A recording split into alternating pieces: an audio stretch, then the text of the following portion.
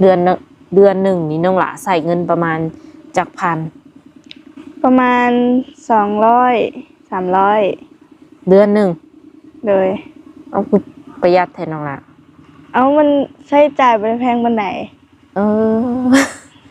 พะน้องหละเพิ่นสูง160เนาะน้ำหนักอยู่ที่40ยังเหมาะแต่เก่าคน เที่ยงให้เที่ยงนาเพิ่น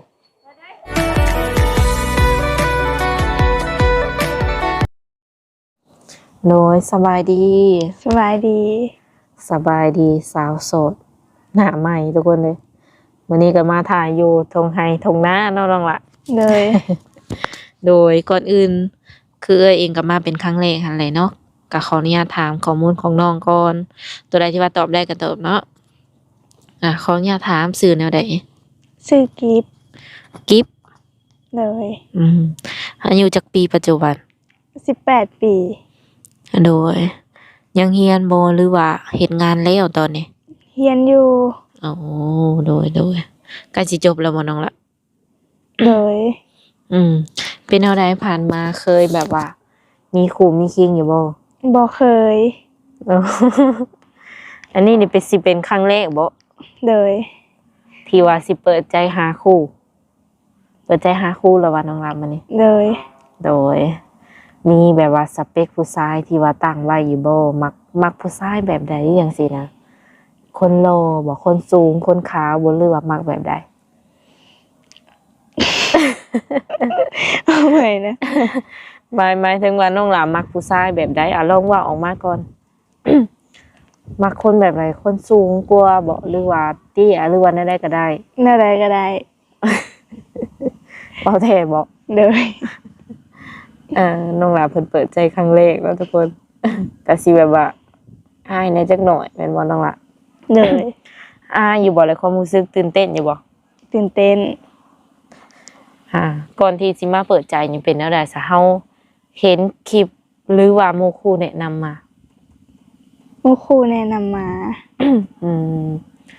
คิดดนบ่จังสิ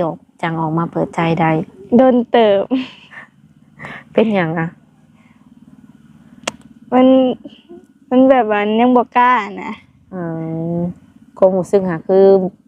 บ่กล้าออกมาแบบเว้าหรือว่าออกมานั่งถ่ายคลิปแบบนี้บ่เลยตอนนี้นี่พร้อมแล้วติ พ่อแม่ได้สัพเพิ่นว่าแนวใดเฮาออกมาเปิดใจเพิ่นอนุญาตบ่น้องล่ะเพิ่นก็บ่ได้ว่าหยังคือเฮาจะมีครูไปพร้อมหรือแล้วก็เรียนไปพร้อมนี่เพิ่นบ่ได้ให้บ่ก็โอเคซะเนาะคือน้องล่ะเปิดใจมักผู้บ่าวอายุประมาณจักปีอยากคุยจักปีหาจักปีได้เบิดรุ่นตัวเองขึ้นไปโอเคบ่โอเคขึ้นไปฮอด40 50หรือว่า60จังซี่ก็ได้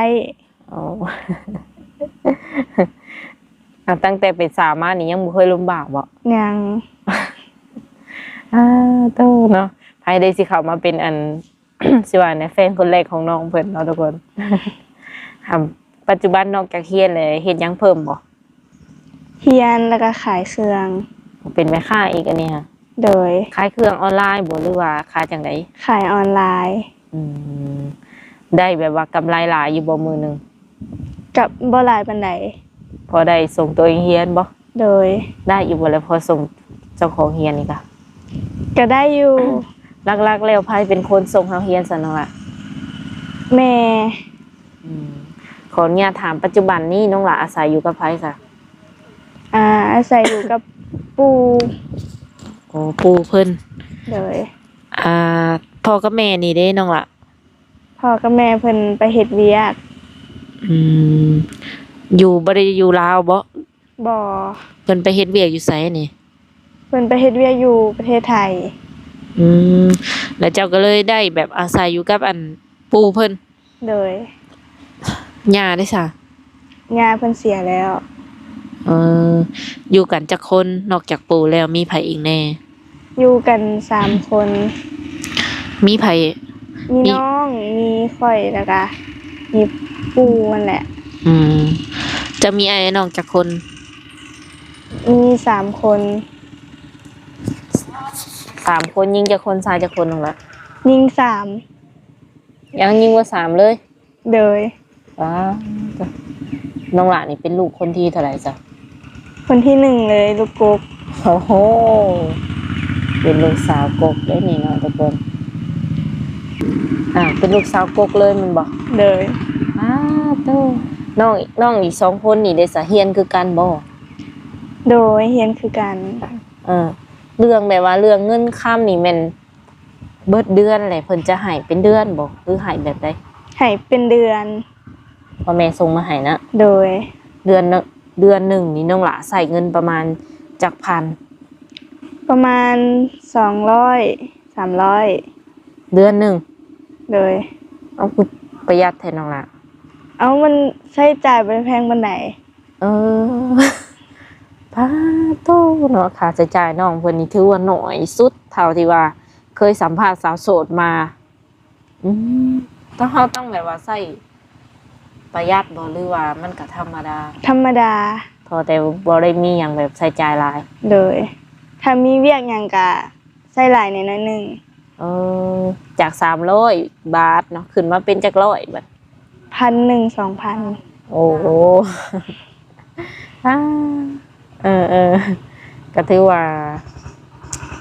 ใส่หน่อยอะไรเนาะดี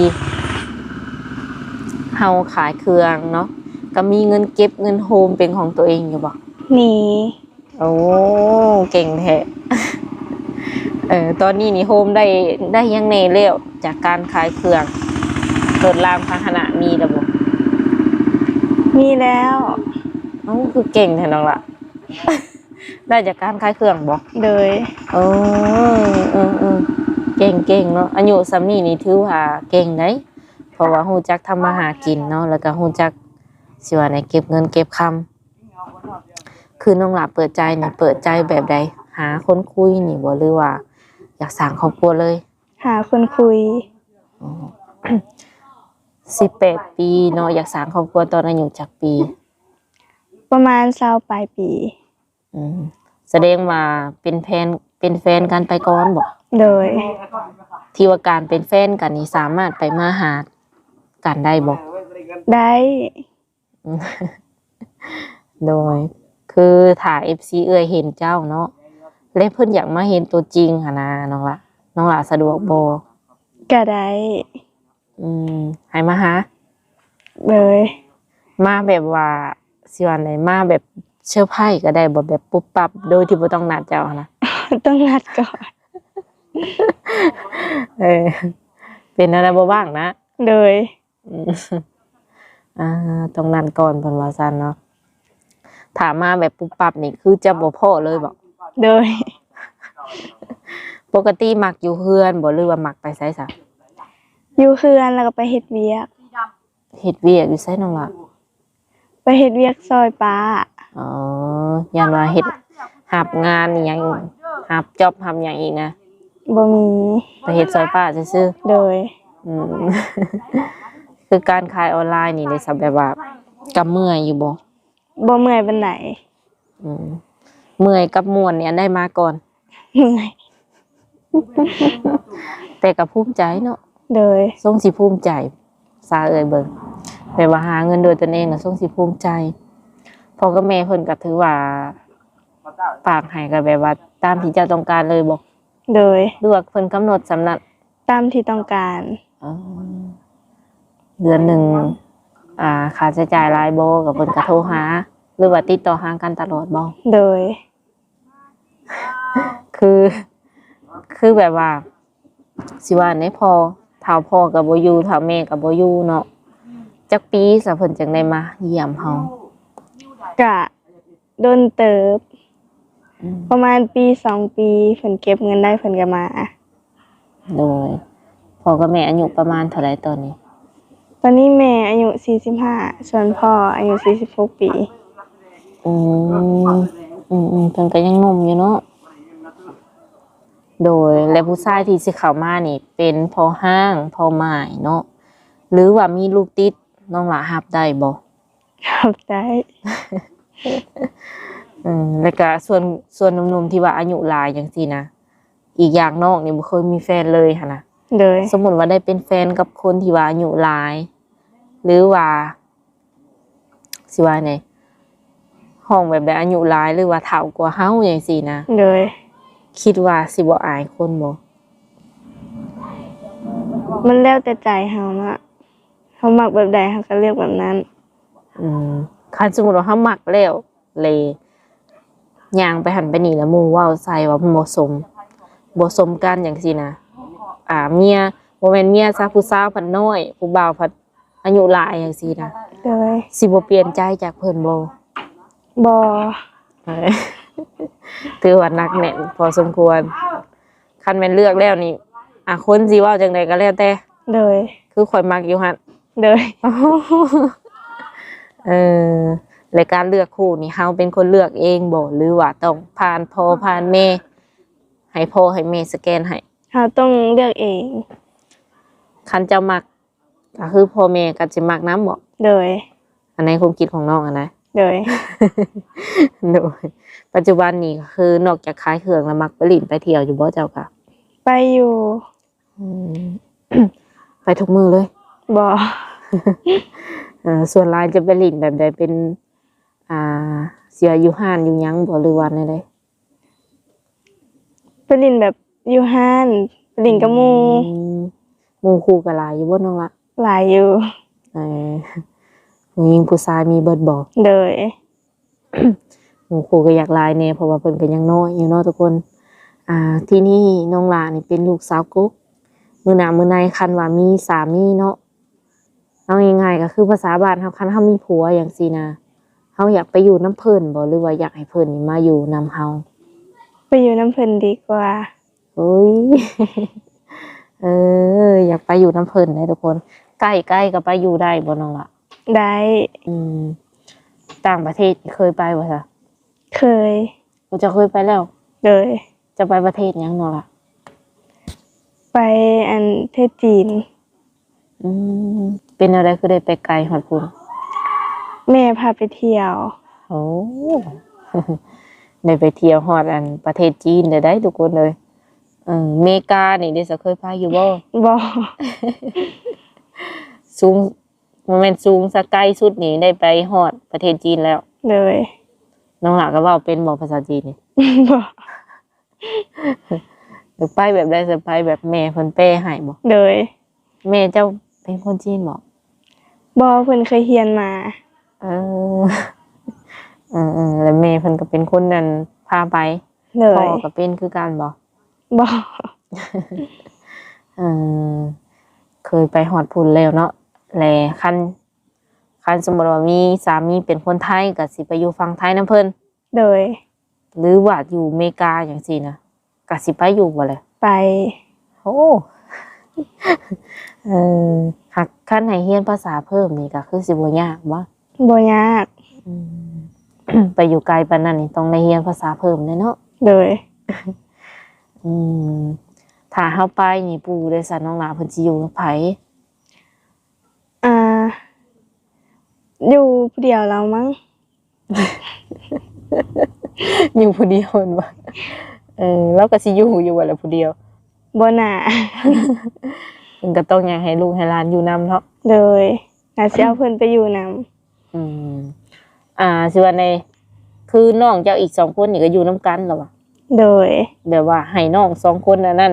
อยู่นํเพิ่นบ่ได้บ่สมมุติว่าเจ้าไปเลยหรือว่าแล้วแต่จิตใจเขา แล้วแต่จิตใจ บ่มีสิทธิ์ไปบอกเขาเจ้าได้เนาะ โดย ก็บ่ติ ปู่อายุประมาณเท่าไหร่ซะตอนนี้น้องล่ะ น่าจะ80ปลาย โดยเพิ่นก็ยังแข็งแรงไปมาได้อยู่บ่ ไปมาได้ โดยก็ย่างยังแม่นปกติทุกอย่างเนาะ เลย ยังแข็งแรงอยู่ เลย และน้องนี่แบบว่าบ่ได้มีโรคประจำตัวบ่ บ่ ขออนุญาตถามน้องหละสูงเท่าไหร่นี่ สูง160ป้า160พุ่น เลย น้ำหนักประมาณเท่าไหร่ น้ำหนัก40 พอดีเป็นตาแพงเด้นี่เนาะ หากเบิ่งนี่เป็นคนที่ว่ามักแต่งหน้าแต่งตาอยู่บ่ มักแต่งอยู่ แต่ว่ามื้อนี้เด้อซะ มื้อนี้มันก็ทันหัน บ่ได้แต่ง มื้อนี้นี่หน้าสดเลยบ่ โดย อ้าวโชคดี FC เอ้ยเนาะได้เห็นหน้าสดเลย ขนาดบ่แต่งยังซ้ำนี้เด้อ FC เด้อเนาะคันแต่งนี่สิเป็นตาแพงสำใดอันนี้ยังบ่ฮู้คือกัน มันฟ้าบ่ โดย ได้ออกมาเลย โดย ก็คือบ่ได้แม้แต่ลิปก็ยังบ่ทานั่นนี่เนาะ เอองามเนาะขนาดว่าหน้าสดก็ยังงามเลยแหละผ่าน โอเค ในใจแบบว่าถามมี FC มาอะไรอยากไปหลินไปเที่ยวอยู่ซ้ายบ่เนาะ อยู่ไสก็ได้ คันเพิ่นให้ไปนำก็สิไปบ่ โดย เคยไปหลินบนที่ว่ามันไกลๆจากบ้านอยู่บ่ล่ะ เคย อย่างเช่น แข่งข้อมูล มักไปหลินบ่เจ้าก็ไปหลินแบบสถานที่งามๆแบบภูเขาน้ำตกอีกอย่างจังซี่มักบ่ มัก บ่ได้เมารถบ่ บ่ โอ้เก่งเนาะไปแบบไกลก็ได้แบบบ่มีหมอกมีเมาอีกนะรถนี่แม่นบ่ โดย เออ คันว่าฝั่งไทยได้สะดวกไปบ่ ไป มีบัตรมีเบอร์เรียบร้อย โดย มีพาสปอร์ตอันที่ว่าข้ามด่านข้ามหยังหั่นได้ โดย แม่เฮ็ดไว้ให้บ่ โดย โอ้ บ่ธรรมดาซะนะ สามารถไปเลินได้เคยไปแล้วบ่ทะเลซะ เคย เอาแล้วบอกได้ก็เคยไปเลย FC สิพาไปเลินไสบัดนี้เนาะน้องเพิ่นเคยไปเบิดเลย อยู่หม้องใดคือที่ว่าเฮายังบ่ทันเคยไปอยู่ฝั่งไทย ก็หลายอยู่ อันดับแรกนี่แม่นทะเลนี่เรียบร้อยแล้ว อยู่เฮือนเนาะไผเป็นคนเฮ็ดอยู่เฮ็ดกินให้ปู่ให้หยังให้น้องให้นุ่ง น้องเองเฮ็ดเองเบิด ทุกอย่าง โดย นึ่งข้าวปลาไผ่นี่เป็นเบิดบ่ โดย ซักเครื่องนี่ซั่นว่า ซักเครื่องก็ซักเอง ซักมือบ่หรือว่าซักตู้ซักผ้าแล้วตอนนี้ ซักตู้ซักผ้า ก็แม่นเครื่องปูเครื่องหยังนี่น้องเป็นคนนั่นเบิ่งให้เพิ่นเบิดเลยบ่ โดย อ๋อน้องอีก2คนเด้ซะ น้องอีก2คนก็ซอยเวียกอยู่ เพิ่นซักเองบ่เครื่องเพิ่น โดย ใครอยู่ซั่นเนาะแล้วมีแต่ว่าดูแลอันปูซื่อๆเนาะเจ้าเนาะ โดย แล้วเรื่องกับข้าวกับน้ำนี่เฮ็ดแบบอาหารประเภทใดแบบถนัดสุด พวกขัวพวกลาบสินะ ได้เบิดแม่นบ่ โดยได้เบิด มักแบบรสจัดบ่หรือว่าจืดๆเฮามากิน รสจัด ถือว่าเก่งได้ซะเนาะเท่าที่เฮาถามมานี่ถือว่าน้องก็พอในระดับหนึ่งเรื่องการเฮ็ดอยู่ครัวกิน เป็นเกือบว่าสิเบิดทุกอย่างบ่ โดย คันว่ามีสามีแล้วเพิ่นบ่มักรสจัดนี่เฮ็ดรสจืดให้ก็ได้บ่ ได้ โดยคัน FC เอ้ยได้ซะเพิ่นอยากโทรมาหาน้องเนาะเพิ่นสามารถโทรมาได้ทางใด โทรมาในไลน์ โทรมาได้ทางใน LINE โดย เบอร์โทรได้ซะน้องว่าให้บ่ ให้ โอเคเฟซ เฟซก็ได้ สรุปแล้วนี่เพิ่นแจ้งให้เบิดทุกอย่างซะเนาะทางเฟซ LINE แล้วก็เบอร์โทร โดย ว่างรับสายเพิ่นอยู่บ่ ถ้าว่างก็สิหับอยู่ ช่วงไหนฉันน้องว่างค่ะ จะแม่นช่วงกลางคืนเนาะ แบบกลางคืนนี่จะบ่ได้รับออเดอร์หรือว่าขายเครื่องล่ะบ่ โดย กลางเว้นจังซี่ได้โทรมาแบบวิดีโอคอลยังบ่ได้บ่ บ่ได้ค่าเวียกเนาะ แพ็คเครื่องขายเครื่องสิบ่ โดย โพสต์รูปโพสต์ห้อยนั่นแหละเนาะ โดย หรือว่าขายแบบไลฟ์สดนี่บ่ ขายแบบโพสต์รูปเอา อ๋อ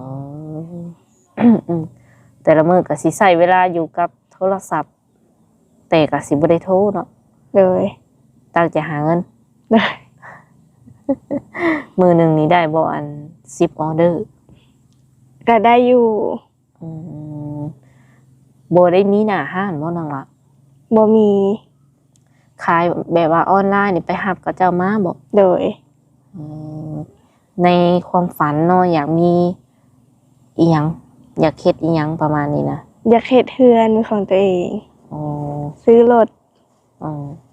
เรื่องแบบทำมาค้าขายนี่ได้ซะน้องละบ่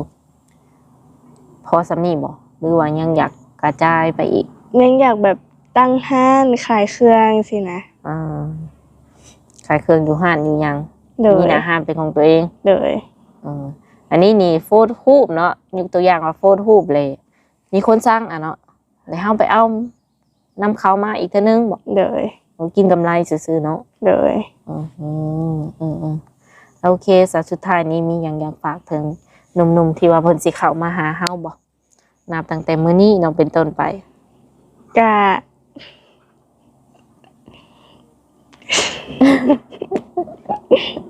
พวกครั้งเถอะ หมู่มาจอบเลยอ้ายเลยอ่า เอาลืม ลืม เอาตัวว่าอะไร บ่ถามว่าสุดท้ายนี้น้องหลามีหยังอยากฝากถึงแบบผู้บ่าวหรือว่าหนุ่มๆที่ว่าเพิ่นสิเข้ามาจีบเจ้าบ่สมมุติว่าเพิ่นเบิ่งเจ้าอยู่เพิ่นเจ้านี่อยากบอกหยังกับเพิ่น เอากระชักเถอะ บ่จักสิว่าเพิ่นเลยบ่เป็นหยังก็สิเคินเนี่ยจักหน่อยเนาะเพราะว่าเปิดจากครั้งแรกเลยแม่นบ่ โดย โอ้นั่นแหละก็ฝาก FC เอื้อยไว้ในอ้อมอกอ้อมใจเด้อคันว่าเพิ่นทักมาก็ตอบเพิ่นแน่เนาะตอบบ่ตอบน้อยก็ตอบหลายหั้นแหละ โดย คันบ่มักก็คือบอกเพิ่นได้เพิ่นโอเคเพิ่นเข้าใจ โดย โอเคสำหรับคลิปนี้สาวบุญเพียงรายการน้อง กีบ น้องจิ๊บจะได้ขอตัวโจ้ไว้ก่อนเด้อสบายดี สวัสดี หลังจากถ่ายแล้วหมดครบว่าซั่น น้องหลาเพิ่นสูง160เนาะน้ำหนักอยู่ที่40 ยังบอกตะเกาคน เที่ยงให้เที่ยงนาเพิ่น